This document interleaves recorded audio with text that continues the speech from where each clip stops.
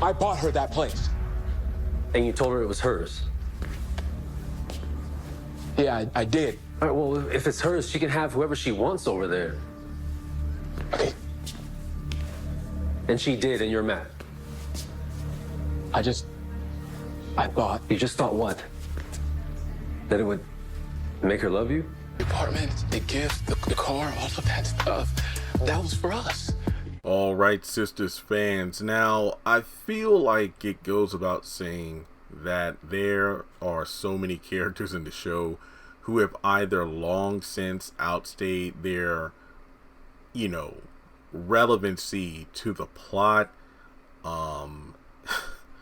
And, Tyler's about, helping out people and keeping people working. But at the same time, that kind of comes at the detriment of the credibility of their character, the threats they present.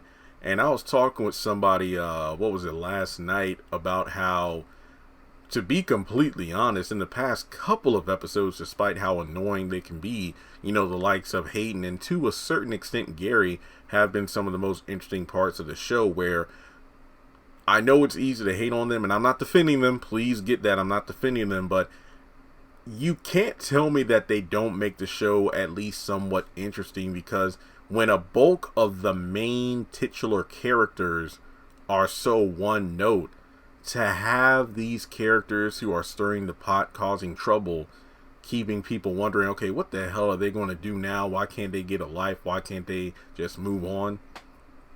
It makes things a bit more interesting. Cause I think I know this is a random segue. I promise you I won't stay on it long, but I was watching an episode of Teen Titans Go with my nephew the other day, and the Titans were like, yo, I'm tired of these villains ruining our good day. We're trying to watch TV, eat pizza, then we got to stop what we're doing to, stop a crime from happening. And they were like, yeah, that's not fair. The villains have all the fun while we're the ones who have to do cleanup. So it kind of feels the same way when watching Sistas, when you have the women doing the same thing over and over again, but the men are kind of mixing it up. Yeah, they're always starting shit, but at least they're interesting to watch. And the more I watch Hayden and Gary, I think, what was it, a couple episodes ago, when this fool was up here thinking Robin was gay, and Gary, who isn't a lawyer, was able to just say, okay, based on what you're telling me, it's clear he ain't gay. Obviously, he knows the opposite to be true, because he was looking at the telescope, or looking through the telescope at Robin and Andy the night before. But I think anybody with some common sense could say that, yeah, Robin was probably lying to Hayden about that.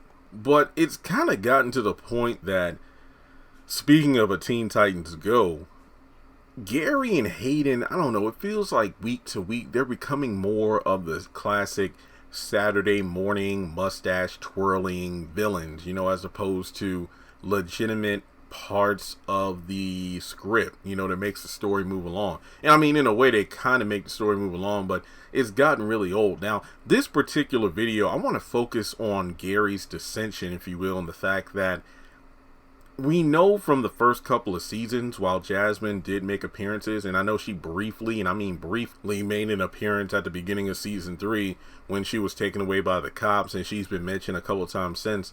She was written to be, oh, she's the crazy one, she's the unstable one, she's the loose cannon of that marriage.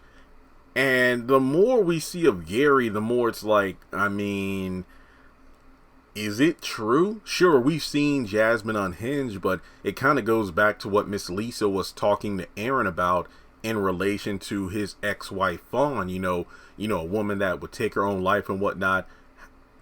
A woman, I feel like you probably had something to do with that. Like, you kind of drove her to that point. Of course, some fans have told me, like, Jeremy, it's because she cheated on Aaron and she was trying to get him back. And, Aaron was like, the one thing that's like a make or break for him in a relationship is cheating. And as a result, he wanted to be done with her. Now, that's a valid argument, and possibly her guilt over cheating with Skip. A guy named Skip is the reason why Aaron, wanted to get the divorce. But at the same time, well, this was back when Aaron's character had some intrigue. It felt like he was a man of mystery and his true intentions weren't really known. However, and I don't want to harp on this too much, we all know he's pretty much season 1 Zach at this point. He's, doesn't really have a backbone. He's letting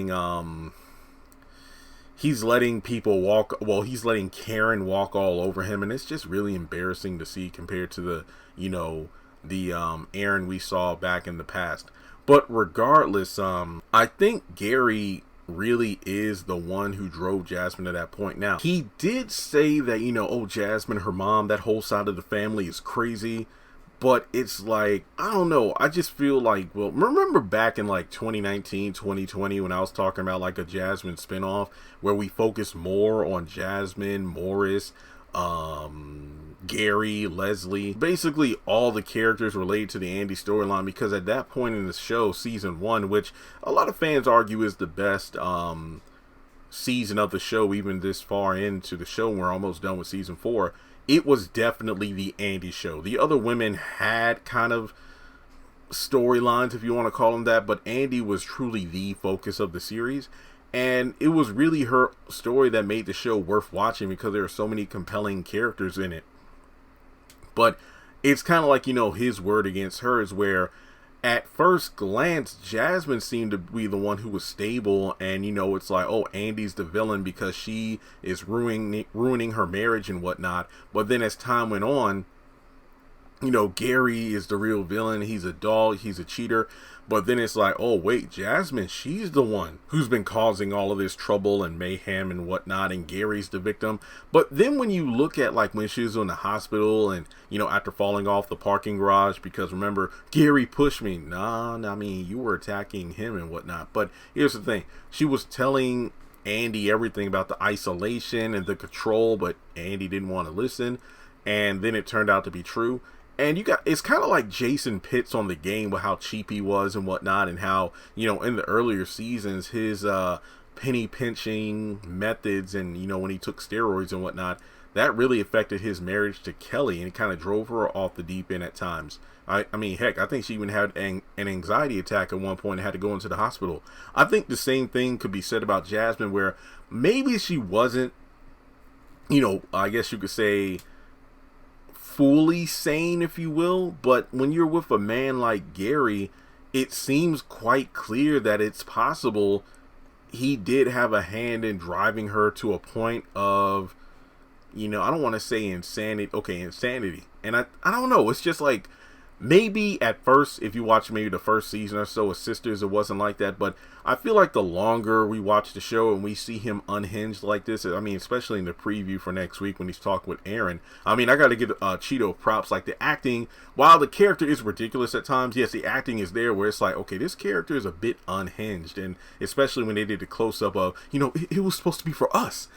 Yeah, this guy, between bruising Andy's ribs and just being incredibly jealous and territorial, how many nights, during his marriage to Jasmine did he get drunk and possibly abuse her? I mean, Jasmine's like, oh, Gary, put bruises on me and this and that, but then it turned out that was Morris whenever he got high or drunk or whatever. But that doesn't mean Gary never did anything to her. And I'm not saying this as a Crystal Lee Naomi lover or Jasmine lover. I'm talking about from a story perspective. But then again, that was season 1, so it's possible the story could have been rewritten then, or Tyler just forgot the continuity, because remember, at first Gary and Jasmine had children. Then it was just the one son with special needs and all this other stuff that's been retconned. So I could just be blowing smoke here, but what do you think? Do you think it's quite possible that during his marriage, Gary was partially responsible for Jasmine going off the deep end, or was she always a nut to begin with? So, I mean, I feel like isolation and, thing in control and things like that could be why she eventually teamed up with Morris and Bellamy to try to break away. But let me know your thoughts in the comment section below. Hit like and subscribe. Hit the bell icon and select all. That way you don't miss out whenever I post content on the channel. And with that being said, I'll catch you in the next one.